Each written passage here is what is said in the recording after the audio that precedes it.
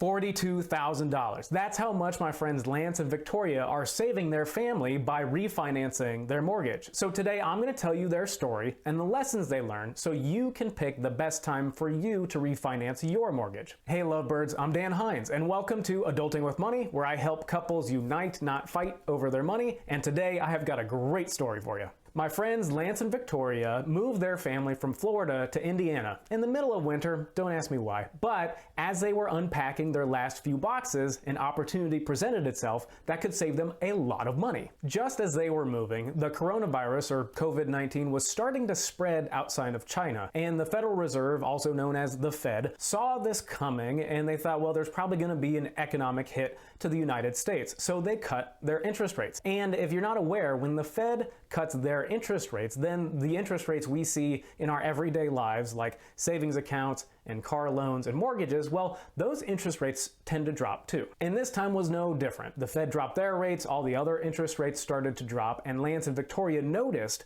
that mortgage rates dropped to below what they already had on their mortgage. So they started to think, is now the right time for us to refinance? Now keep in mind, the family just spent all this time and all this energy and all this money to find a new house in a different state, to find a mortgage to buy the house, pack up the family, move the family, and then sell the old house in Florida. So here they were thinking about getting a new mortgage and going through that whole process all over again. Now, they weren't going to move houses again, but their mortgage was only a week or two old. And they're thinking, okay, now we need to shop around for rates again and call bankers and get on the phone and have meetings and get our credit scores checked and all the stuff that goes into the mortgage. And it makes you think, is going through all that pain really worth it? But Lance is a freelance writer and he writes mostly personal finance articles. And so if you want to read his articles, I'll link down in the description to his website. But he is a great father and a great husband and a great writer. So he did the responsible thing and did the math. And what Lance found out was because they were so early in the 30-year process, if they drop their interest rates even by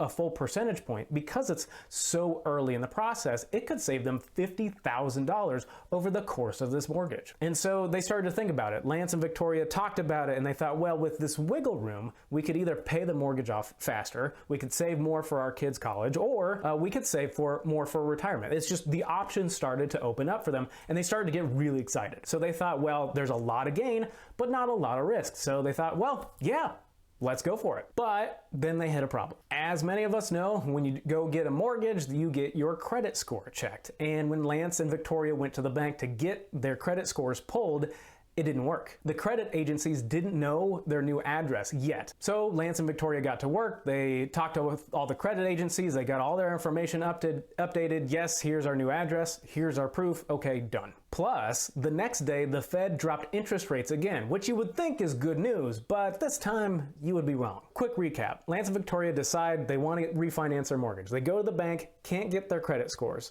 Next day, fix their credit scores, and the Fed drops their interest rate. They go back to the bank the next day, and interest rates had gone up. You see, it turns out that when the Fed dropped their interest rates, Lance and Victoria were not the only people that thought, hey, now might be a great idea to refinance our mortgage. And so there was a huge demand and everybody rushed to go to the banks to get their loans refinanced. Usually, banks would be really happy about that, to say, hey, yeah, we'd love to set you up for another 15 to 30 years of interest payments. This sounds great. But in just those few days, there was such a demand to refinance from all these other people to all these banks that the banks upped their interest rate just to kind of keep people from calling and just from inquiring. But also, the banks saw the pandemic coming as well, and to say, well, we don't want to give out all of these loans if everybody's going to start running into trouble. They didn't want another 2008. So back to our heroes. Fortunately, Lance and Victoria already had a relationship with this banker. They had already started the process. So they weren't going to get the interest rates that were really low that they wanted,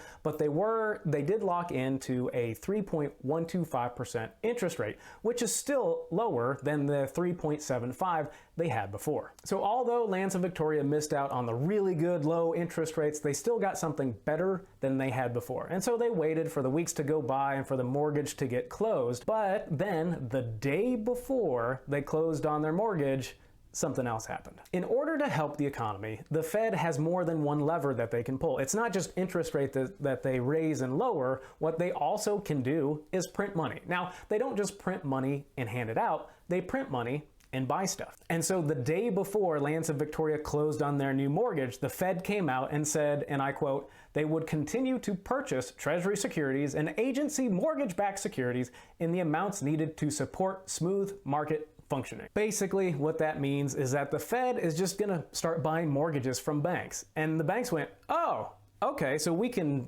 set people up with these mortgages and then just turn around and sell them, and we don't have to deal with them. And the Fed's pretty much like, yep. And the banks go, okay. So again, this happened the day before Lance and Victoria were closing on their mortgage, and so they looked up interest rates again, and they had dropped back down to some lower prices. And they found actually a better deal online for a new mortgage than they were about to close on the next day. So they printed out this new deal. They went to the meeting. You know, we know we're closing in on this deal today, but this happened yesterday. We found a better deal. Is there anything you can do for us? And after a quick chat, Lance and Victoria talked their banker into, well, they kept their 3.125% mortgage, but the banker threw in a lot of credit, $3,600. And that not only covered the closing costs for our heroes, but it actually left them with more money. So essentially, Lance and Victoria got paid to take on this new mortgage. And because of the lower interest rate, and because it was so early in the mortgage, they're gonna save $42,000 over the course of this loan. In the end, Lance and Victoria came out ahead, but there were 3 lessons that they learned that you should learn as well. Is that number 1, shop around, shop around, shop around. There are banks everywhere competing for your money, and they want you to get a mortgage with them, so it's okay to shop around. Lesson number 2 is that negotiate. And you don't have to be mean about it. Just say, hey, I found a deal over here. I'm willing to go for it, but I like you better. So is there something you can do for me to match what I found over here? And the third lesson is when interest rates drop or your credit score improves or both, that is a great time to look at refinancing your mortgage. If you're looking for a free boost to your credit score, check out this video here. And if you want to read more of Lance's articles and the Business Insider article he wrote about this story, check out the links in the description. Thanks for watching, and as always, consistency beats perfection.